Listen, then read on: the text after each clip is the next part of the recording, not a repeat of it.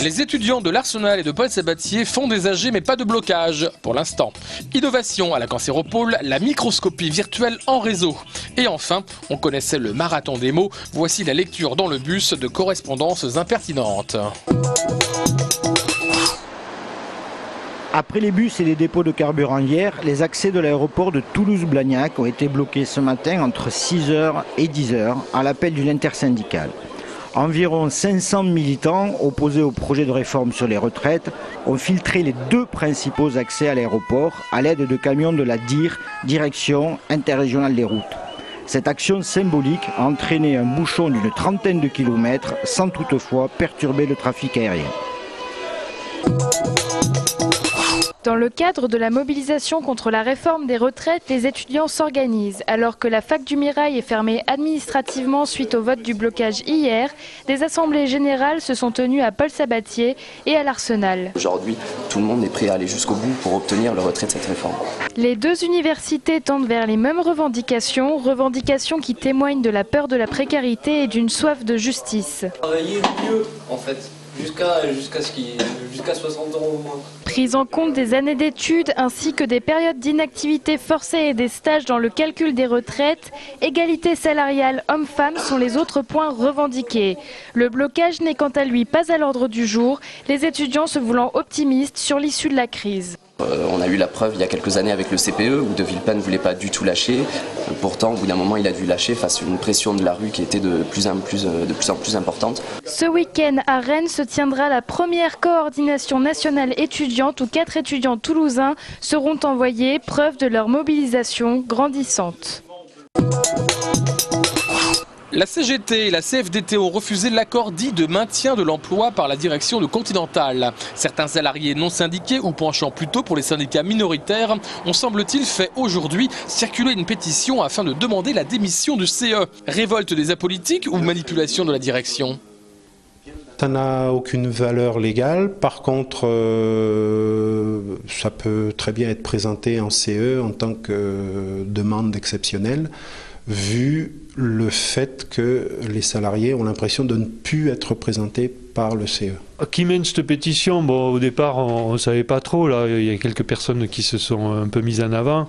Bon, il est clair qu'aujourd'hui, cette pétition défend plutôt le point de vue qui est défendu par la direction. Nous considérons que nous avons été élus dans des conditions correctes, avec un taux de participation qui passe les 60%. Donc, moi, je dirais aujourd'hui, il n'y a aucun élément qui peut nous faire démissionner. Toujours est-il que, pétition ou non, un droit d'alerte a été lancé pour qu'au CE du 25 octobre, la direction s'explique clairement sur la potentielle suppression de 1000 emplois, jugée comme un élément de pression non fondé par la CGT et la CFDT.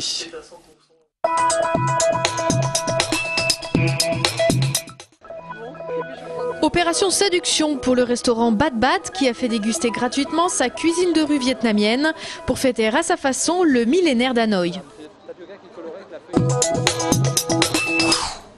Aujourd'hui, le Cancéropole du Grand Sud-Ouest présentait en avant-première son projet de microscopie virtuelle en réseau.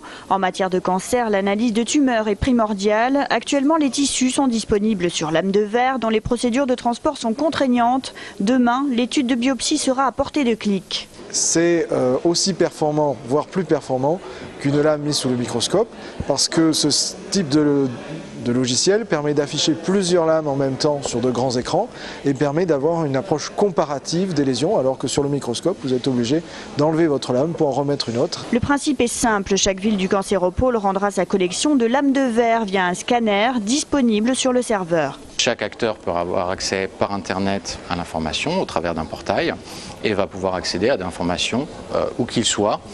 C'est-à-dire qu'un expert à Bordeaux peut recevoir des informations qui ont été générées par exemple à Montpellier ou à Toulouse ou à Limoges. Le système doit être mis en place à la fin de l'année, dans un premier temps en matière de recherche, puis en pathologie humaine. Mardi fut inaugurée la halte répit Alzheimer de Blagnac, projet réfléchi depuis 3 ans et mis en place par l'association Gérée, émanation de la ville de Blagnac et des clubs Rotary. Être confronté au quotidien à son prochain, que ce soit son mari, que ce soit son parent touché par cette maladie, c'est très usant. Ainsi, ce lieu, ouvert 2 après-midi par semaine de 14h à 17h, a pour ambition de lutter contre l'isolement des familles, d'accueillir et de stimuler les malades, mais aussi d'être à l'écoute des aidants familiaux. Première halte de la région Midi-Pyrénées, elle se distingue d'une structure médicalisée classique. Je dis que c'est une structure qui peut permettre aux aidants de pouvoir garder les malades à domicile plus longtemps. Cette maladie, très dure à accepter pour les familles, touche 850 000 personnes en France et 220 000 personnes en plus chaque année.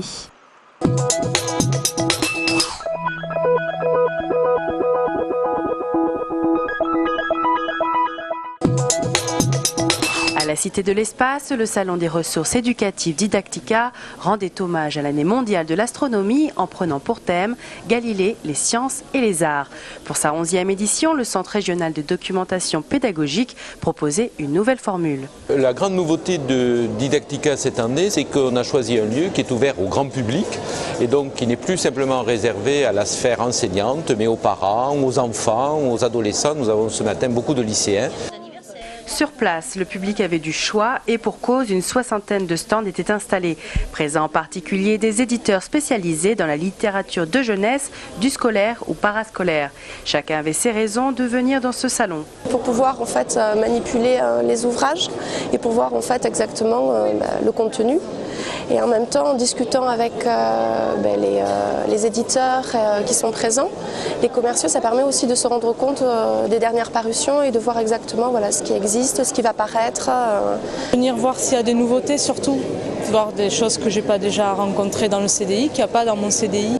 Cette 11e édition du Salon Didactica avait donc pour vocation de mettre à disposition du grand public des ressources éducatives. Ouvrir les enveloppes, lire la correspondance à haute voix, coller des cartes postales un peu partout, c'est la curieuse façon de procéder de ces facteurs qui travaillent pour la CEDI. C'est le service épistolaire des destinataires inconnus. Ça s'entasse, ça s'empile dans les bureaux. Poste restante, docteur Larousse, le Vatican, le Vatican, à Tournefeuille, non mais n'importe quoi. De l'atelier d'écriture à la lecture publique, c'est la vie de ces lettres et cartes postales, correspondances impertinentes d'écrivains de toutes plumes. Le fait de revenir à des écritures sous forme de cartes postales, ça renvoie à la correspondance, mais traditionnelle, on va dire. Puis une correspondance qu'on garde malgré tout lorsqu'on part en voyage. En fait, en faisant des correspondances fausses, on a appris à en faire des vraies, quoi. Et maintenant, tu écris des cartes postales pour de vrai ? Je fais plutôt par email. Les comédiens ont également distribué des bouquins voyageurs aux passagers. Libérés de leur bibliothèque, ces livres seront lus et redéposés quelque part dans l'espace public afin de rencontrer de nouveaux lecteurs. La manifestation se poursuit demain sur les lignes 69, 71, 72 et 78 de l'agglomération toulousaine.